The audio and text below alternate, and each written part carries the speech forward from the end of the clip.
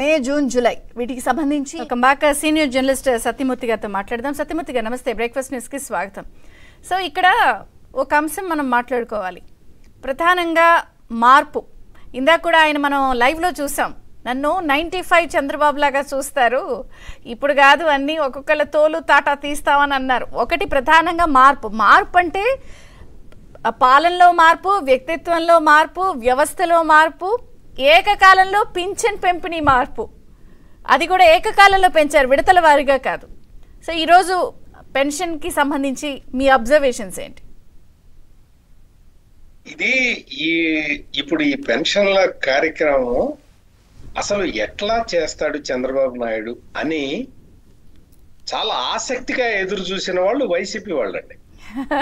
YCP వాళ్ళు అసలు ఎట్లా చేస్తారు, మనం ఖజానా మొత్తం ఖాళీ చేసేసాం కదా, అక్కడ ఒక్క పైసా కూడా ఉంచలేదు కదా, ఈయన ఎట్లా ఇస్తాడు, డబ్బులు ఎట్లా ఇస్తాడు, ఎక్కడి నుంచి తీసుకొస్తాడు అని చెప్పి వాళ్ళు చాలా ఆసక్తిగా ఎదురు చూసిన వాళ్ళు ఎవరైనా ఉన్నారు అంటే వైసీపీ లీడర్లు. వాళ్ళు మొత్తం ఖజానా మొత్తం తుడిచిపెట్టేశారు. తుడిచిపెట్టింది కాకుండా మొన్న ఏదో ఒక మంగళవారం వెళ్ళి ఒక 2000 కోట్లు తెచ్చుకున్నారట బాండ్లు వేలం వేసి. దాని మీద చంద్రబాబు నాయుడు అప్పులు చేసేస్తున్నాడు, చంద్రబాబు నాయుడు అప్పులు చేసేస్తున్నాడు అన్న ప్రచారాన్ని మొదలు పెట్టారు. అప్పులు ఎందుకు చేశారు? నువ్వు ఖాళీ చేయటం వల్ల కదా చేసింది.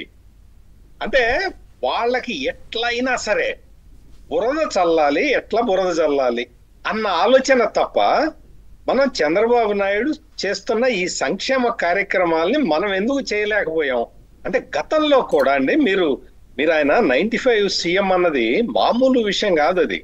అది చాలా చాలా మనం గుర్తుంచుకోవాల్సిన విషయం. ఆ రోజున ఏంటి అంటే మొత్తం ఆ రోజున కూడా ఇదే పరిస్థితి. పైసా చేతిలో లేదు, రాష్ట్ర ప్రభుత్వం దగ్గర వెసులుబాటు లేదు.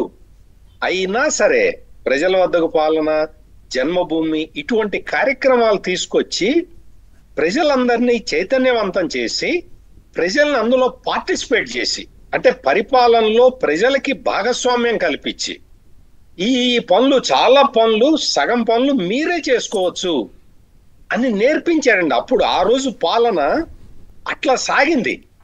అధికారులు కూడా ఏంటి అంటే మొత్తం అక్కడ అధికారుల దగ్గర 2 ఆప్షన్స్ ఉండేవి. ఒకటి డబ్బులు ఖర్చు పెట్టాల్సినవి, 2 డబ్బులు ఖర్చు పెట్టలేనివి, పెట్టాల్సిన అవసరం లేనివి. స్పాట్ లో వెళ్ళి అన్ఎక్స్పెక్టెడ్ గా ఇన్స్పెక్షన్స్ కూడా ఇన్స్పెక్షన్స్ ఈ విధంగా ఎగ్జాక్ట్లీ ఈ విధంగా చేయటంతో ఏమైంది అంటే గవర్నమెంట్ నుంచి ఫైనాన్షియల్ ఇది లేదు కదా, ఇది చేయాల్సింది మీరు కదా, మీరెందుకు చేయలేదు అని చెప్పి ఆఫీసర్లను అడిగేవాడు అప్పట్లో. సో ఇవన్నీ కూడా ఏంటంటే అప్పట్లో చాలా మార్పు తీసుకొచ్చినాయి, వ్యవస్థలో మార్పు తీసుకొచ్చినాయి. ఎందుకు శంకర్ గారు ఇప్పుడు ఏదైతే డైరెక్టర్ ఉన్నారో ఒకటిని ఆయన ఉపయోగించుకొని ఎట్లా ఉపయోగించుకునే తీరు కూడా మనం చూసాం. మనం తీసుకొచ్చి 1వ తారీఖున పెన్షన్లు ఈ జీతాలు అన్నీ కూడా మొత్తం పడిపోయే పరిస్థితి వచ్చింది. ఎట్లా వచ్చింది? గత 5 సంవత్సరాలుగా ఎందుకు జరగలేదు? మొత్తం అందరినీ కూడా వేధించే కార్యక్రమంలో బిజీగా ఉన్న జగన్మోహన్ రెడ్డికి మొదటి పాయింట్ ఏంటంటే పరిపాలన చేత కాదు, 2వ పాయింట్ ఏంటంటే చిత్తశుద్ధి లేదు. కనీసం చేత కాకపోతే చిత్తశుద్ధి ఉంటే ఎవరైనా నేర్చుకోవచ్చు కొత్త విషయాన్ని. కానీ ఎటువంటి ప్రజల పట్ల ఎటువంటి కమిట్మెంటు లేని ఆ నాయకుడుగా జగన్మోహన్ రెడ్డి ఇంతకాలం పరిపాలించింది చూసిన తర్వాత ప్రజలు మార్పు కోరుకున్నారు. ఈ రోజున ఆ మార్పు చాలా స్పష్టంగా చూస్తున్నారు. ఇప్పటికీ చెప్తున్నారు.